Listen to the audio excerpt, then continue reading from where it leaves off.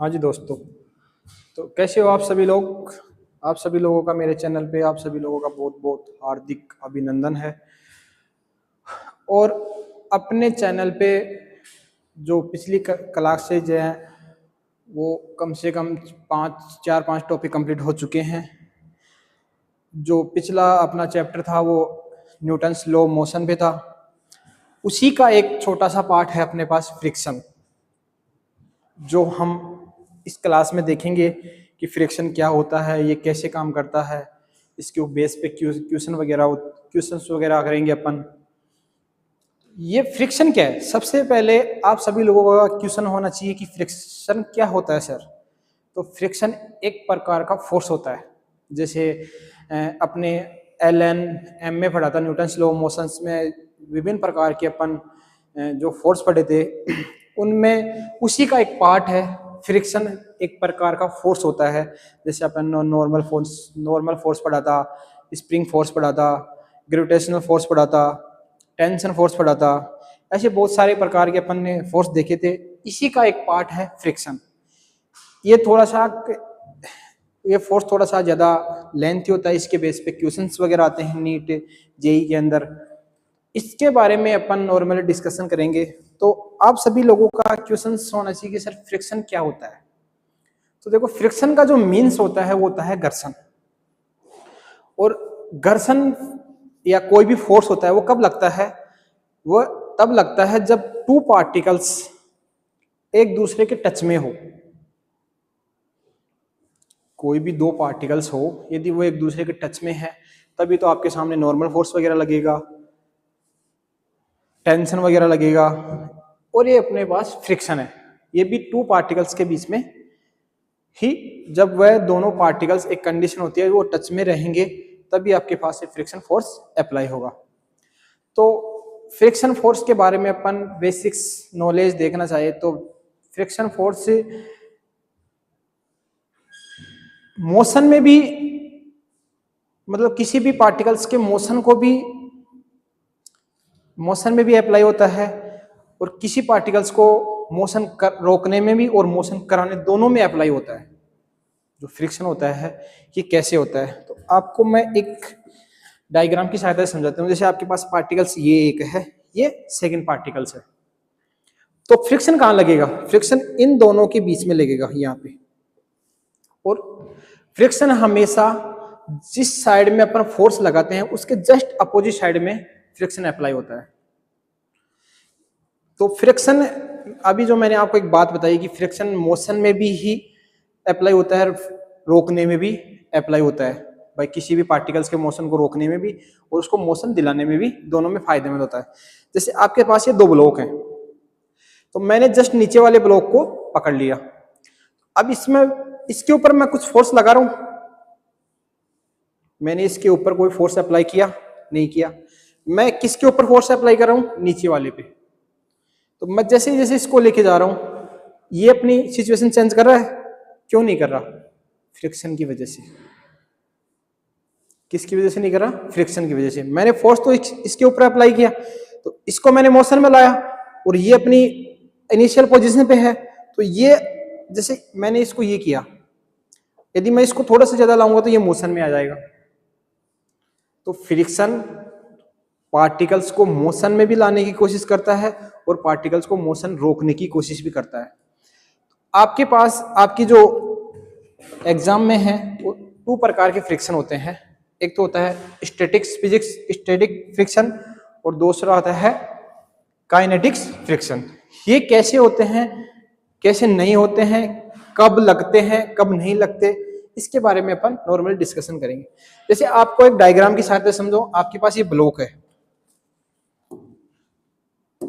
आपके पास ये ब्लॉक है, इसका कुछ भी मास हो सकता है। तो आप इस ब्लॉक के ऊपर कुछ फोर्स अप्लाई कर रहे हो। जैसे आपके पास ये ब्लॉक है, ये किसी पे रखा हुआ है, ग्राउंड पे रखा हुआ है या मेरे हाथ पे रखा हुआ है। मैंने इसके ऊपर कुछ फोर्स अप्लाई किया, इसके मोशन में कुछ आया, ये मोशन में आया नहीं आया। फिर मैंने थोड़ा सा फोर्स और बढ़ाया, फिर भी ये मोशन में नहीं आया। फिर मैंने और इसके ऊपर फोर्स अप्लाई किया, फिर भी नहीं आया ये मोशन में। तो ये फोर्स लगाने के बाद में भी ये मोशन में क्यों नहीं आ रहा? फ्रिक्शन की वजह से, क्योंकि इन दोनों पार्टिकल्स के बीच में एक फोर्स अप्लाई हो रहा है, उसको बोलते हैं फ्रिक्शन फोर्स, जो इस वस्तु को रोकने की कोशिश करता है कि मैं इसको मोशन में लाने की कोशिश कर रहा हूं, लेकिन ये इसको रोकने की कोशिश कर रहा है। तो स्टैटिक्स फ्रिक्शन और काइनेटिक फ्रिक्शन कब लगते हैं? तो आपके सामने एक ब्लॉक है, ठीक है, इस ब्लॉक के ऊपर मैंने कुछ फोर्स अप्लाई किया, तो इसके ऊपर फ्रिक्शन कौन सी साइड में लगेगा? इस साइड में लगेगा आपके सामने फ्रिक्शन। नीचे ग्रेविटेशन फोर्स mg, ऊपर नॉर्मल फोर्स। और एक बात हमेशा याद रखना कि जो फ्रिक्शन होता है वो पार्टिकल्स के मोशन को रोकने का काम भी करता है और पार्टिकल्स को मोशन कराने का काम भी करता है। तो फ्रिक्शन 2 टाइप के होते हैं। फर्स्ट टाइप होता है स्टैटिक फ्रिक्शन, सेकंड होता है काइनेटिक्स फ्रिक्शन। ये कब लगते हैं कब नहीं लगते हैं अब आगे देखते हैं अपन। आपको मैं एक एक्सपेरिमेंट के बेस पे आपको मैं कुछ समझाने की कोशिश कर रहा हूं। जैसे आपके पास मैंने वो अभी जो मैंने आपको पार्टिकल्स दिया था, उसमें हम उस पर फोर्स अप्लाई करेंगे, उसमें कितना एक्सेलरेशन आया और उसका कितना फ्रिक्शन आया। मैंने मान लो इसके ऊपर 0 न्यूटन का फोर्स अप्लाई किया, या 10 न्यूटन का फोर्स अप्लाई किया मैंने इसके ऊपर, ठीक है। उसमें एक्सेलरेशन आया, उसमें एक्सेलरेशन नहीं आया, तो उसका एक्सेलरेशन कितना हो जाएगा? 0। अब उसमें फ्रिक्शन कितना लगा? मैंने उस पार्टिकल्स पे 10 न्यूटन का, जैसे आपके पास ये पार्टिकल्स है, मैंने इसके ऊपर 10 न्यूटन का फोर्स अप्लाई कर दिया, ये हिला नहीं हिला, मोशन किया नहीं किया। तो ये मोशन क्यों नहीं किया? क्योंकि इसके जस्ट अपोजिट साइड में फ्रिक्शन उतना ही फोर्स अप्लाई कर रहा है और इन दोनों को बैलेंस करने की कोशिश कर रहा है। तो जो आपके ऊपर जो फ्रिक्शन लगेगा वो कितना लगेगा? 10 न्यूटन। और वो कहां लगेगा? जिस डायरेक्शन में अपन फोर्स लगा रहे हैं जस्ट उसके अपोजिट साइड के अंदर आपके पास पीछे की तरफ एक फोर्स अप्लाई होगा, उसको बोलते हैं फ्रिक्शन फोर्स। यहां तक समझ में आ गया? अब मैं फोर्स को बढ़ाने की कोशिश करता हूं। जैसे मैंने अब 20 न्यूटन का फोर्स अप्लाई कर दिया, तब भी वस्तु के मोशन में कोई चेंज नहीं आया, तो एक्सेलरेशन कितना हो जाएगा? 0। फ्रिक्शन कितना आ गया? 20 न्यूटन। क्या कौन सी साइड में आ जाएगा? पीछे की साइड में, जस्ट अपोजिट साइड के अंदर, ठीक है। अब मैं फोर्स को और बढ़ाता हूं, मैंने 30 न्यूटन किया इसको फोर्स को, तभी इसमें एक्सेलरेशन कितना आ रहा है? 0। एक्सपेरिमेंट कर रहा हूं मैं, इसको मैं एक्सपेरिमेंट कर रहा हूं, आपको समझाने की कोशिश कर रहा हूं इसको मैं। इसमें एक्सेलरेशन कितना आया? 0। तो फ्रिक्शन कितना हो जाएगा इसमें? 30 न्यूटन। वो कौन सी साइड में जाएगा? पीछे की साइड में। अब मैं मान लो इसके ऊपर 39.99 न्यूटन का फोर्स अप्लाई किया, ठीक है, तब इसमें एक्सेलरेशन कितना आ रहा है? 0। तो पीछे की साइड में भी कितना फ्रिक्शन लगेगा? 39.99, ठीक है। अब इसके बाद में मैंने 40 न्यूटन का फोर्स अप्लाई कर दिया, तभी भी इसके ऊपर एक्सेलरेशन कितना आया? 0। तो पीछे की साइड में कितना फ्रिक्शन लगेगा? 40 न्यूटन का, ठीक है। यहां तक समझ में आ गया? अब जैसे ही मैं 40 न्यूटन से कुछ पॉइंट ज्यादा उसके ऊपर फोर्स अप्लाई करता हूं, कि जैसे मैं आपके पास ये ब्लॉक है, मैंने इसके ऊपर 10 न्यूटन का फोर्स लगाया, ये नहीं हिला। 20 न्यूटन लगाया, नहीं हिला। 30 न्यूटन लगाया, नहीं हिला। इसमें एक्सेलरेशन 0 है, ये नहीं हिला, इसका मतलब इसमें एक्सेलरेशन कितना है? 0 है। 40 न्यूटन 39.99 न्यूटन का इसमें मैंने फोर्स अप्लाई किया, ये तभी भी नहीं हिला। इसके बाद में मैंने इसके ऊपर 40 न्यूटन का फोर्स अप्लाई किया, तभी इसमें एक्सेलरेशन कितना है? 0। जैसे ही 40 के बाद में मैं इसके ऊपर पॉइंट कुछ न्यूटन्स भी यदि फोर्स अप्लाई करता हूं, तो इसमें क्या आ जाता है? मोशन। क्या आ गया इसमें? मोशन। तो जैसे मैंने, आप मान लो इसमें मैंने 41 न्यूटन का फोर्स अप्लाई कर दिया। अब इसमें क्या हो गया, एक्सीलरेशन आ गया। एक्सपेरिमेंट हो रहा है यहाँ पे, आप इसको एक्सपेरिमेंट के थॉट पे समझो ये कैसे होता है, क्या होता है। तो अब इसके बाद में फ्रिक्शन कितना आएगा इसमें, अब इसमें फ्रिक्शन कुछ आएगा, इसमें फ्रिक्शन कुछ आएगा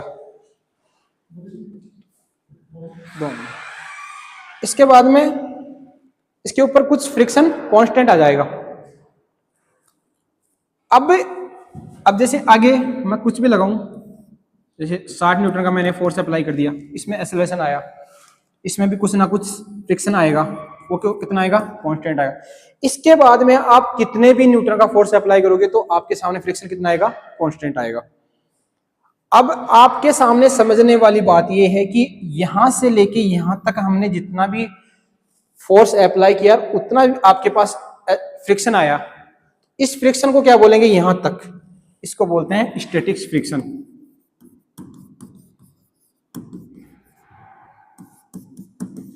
इसको बोलते हैं स्टैटिक फ्रिक्शन कि तो अब मैं आपसे पूछ लूं कि स्टैटिक फ्रिक्शन की मैक्सिमम वैल्यू कितनी है, तो आपका जवाब होना चाहिए 40 न्यूटन। आपका जवाब होना चाहिए कितना, 40 न्यूटन तक। उस फ्रिक्शन में एक्सेलरेशन कितना आया, 0। जैसे ही मैंने 40 न्यूटन से अबव आपके सामने फोर्स अप्लाई किया तो उसके अंदर एक्सेलरेशन आ गया। तो उसके बाद में जो फोर्स लगेगा उस फोर्स को बोलते हैं, अब 40 न्यूटन के बाद में जो भी फोर्स लगेगा उस फ्रिक्शन को बोलते हैं काइनेटिक फ्रिक्शन। और काइनेटिक फ्रिक्शन हमेशा कांस्टेंट होता है, काइनेटिक फ्रिक्शन हमेशा कांस्टेंट होता है। ये चीज आपको मैं एक एक्सपेरिमेंट के तौर पे समझा दिया, ठीक है। अब इसमें क्वेश्चंस बनते हैं कि स्टैटिक फ्रिक्शन की मैक्सिमम वैल्यू कितनी होगी, 40 न्यूटन। स्टैटिक फ्रिक्शन की जो मैक्सिमम वैल्यू पे आपके ब्लॉक के अंदर एक्सेलरेशन आया, नहीं आया, तो इसकी मैक्सिमम वैल्यू कितनी हो जाएगी, 40 न्यूटन। जैसे ही हमने 40 न्यूटन के बाद में इस फोर्स को अप्लाई किया तो उसके अंदर एक्सेलरेशन आया और वो कितना आएगा, कांस्टेंट। तो इसको बोलते हैं काइनेटिक फ्रिक्शन, इसको बोलते हैं स्टैटिक फ्रिक्शन।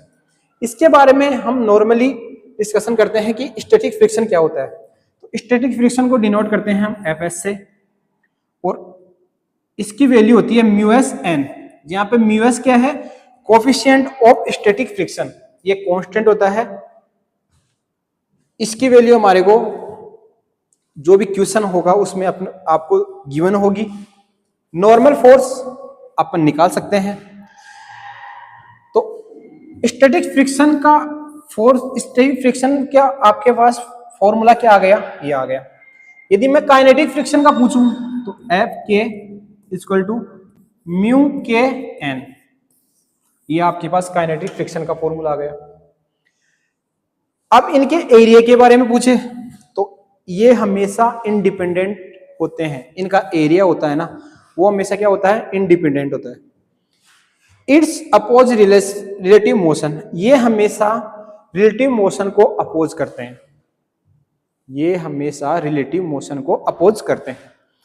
इसमें आपको कोई भी प्रॉब्लम आई हो तो मेरे को बता सकते हो। ये मैंने आपको एक एक्सपेरिमेंट के तौर पे समझाने की कोशिश की है, ऐसा आप मान सकते हो, ठीक है।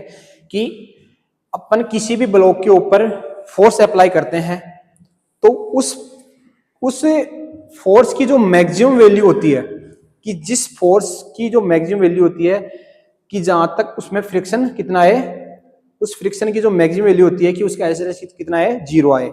यदि उस पार्टिकल्स में मोशन आ जाए तो उसके बाद में जो फ्रिक्शन लगेगा वो कितना हो, कौन सा होगा, काइनेटिक फ्रिक्शन। उसकी वैल्यू कितनी होगी, कांस्टेंट होगी। इसके बाद में हम इसको ग्राफ की सहायता से समझते हैं। जैसे आपसे क्वेश्चंस वगैरह पूछ ले कि फोर्स और फ्रिक्शन की ग्राफ क्या होती है, तो मैंने आपको बताया कि जितना फोर्स लगेगा उतना ही कितना होगा, फ्रिक्शन लगेगा अपने पास। कब तक लगेगा, जब तक पार्टिकल्स मोशन में ना आए। तो जैसे मैंने आपके ऊपर 10 न्यूटन का फोर्स लगाया तो उसके ऊपर फ्रिक्शन कितना आया, 10 न्यूटन। तो इसकी ग्राफ होगी ये, ठीक है। ये ये वैल्यू कौन सी है इसकी, ये इसकी स्टैटिक फिजिक्स की स्टैटिक फ्रिक्शन की मैक्सिमम वैल्यू है। इसके बाद में जो फ्रिक्शन आया काइनेटिक फ्रिक्शन वो कितना आया, हमेशा कितना आया, कांस्टेंट। तो आप इसको ऐसे बना दो और इसको हल्का सा ऐसे घुमा दो, ये कितना ये इसकी वैल्यू यहां तक कितनी आ जाएगी, एफ के। ये है स्टैटिक फ्रिक्शन, ये है काइनेटिक फ्रिक्शन। ये फोर्स और फ्रिक्शन के अंदर आपकी ग्राफ है। यदि एग्जाम में इस टाइप से यदि कोई क्वेश्चंस वगैरह या ग्राफ वगैरह पूछ ले कि फोर्स और फ्रिक्शन की ग्राफ को इन जो आपके सामने 4 ऑप्शन देंगे उनमें आपको छांट कर लिखना है, तो आप ऐसे इसकी दोनों फ्रिक्शन और फोर्स की ग्राफ बनेगी। अब इसके बेस पे क्वेश्चंस करते हैं, आपको और भी ज्यादा समझ में आ जाएगा। इसके बेस पे आपसे क्वेश्चन करते हैं, जैसे आपके सामने एक ब्लॉक है, कितने केजी का है, 10 केजी का है। इसके ऊपर कुछ फोर्स अप्लाई हो रहा है, तो नीचे की तरफ फोर्स कितना लगता है, हमेशा mg लगता है। ऊपर की फोर्स नॉर्मल, तो इसकी तरफ कितना लग जाएगा, 100 न्यूटन।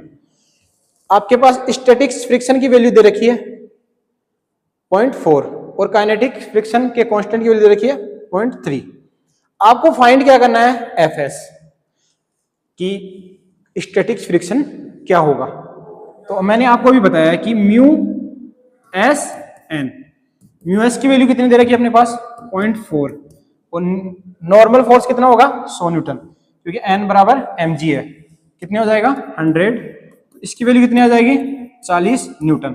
कि 40 न्यूटन तक उस पार्टिकल्स में या उस ब्लॉक के अंदर आपके पास एक्सेलरेशन कितना आएगा, 0 आएगा। उसके बाद में पार्टिकल्स मोशन करना स्टार्ट करेगा। अब इसके बाद में आगे वाला क्वेश्चन पूछ रहा है कि काइनेटिक फ्रिक्शन की वैल्यू बताइए, तो मैंने आपको बताया कि म्यू के एन, म्यू के की वैल्यू कितनी है 0.3 इंटू एन की वैल्यू कितनी है 100, तो कितना आ गया 30 न्यूटन।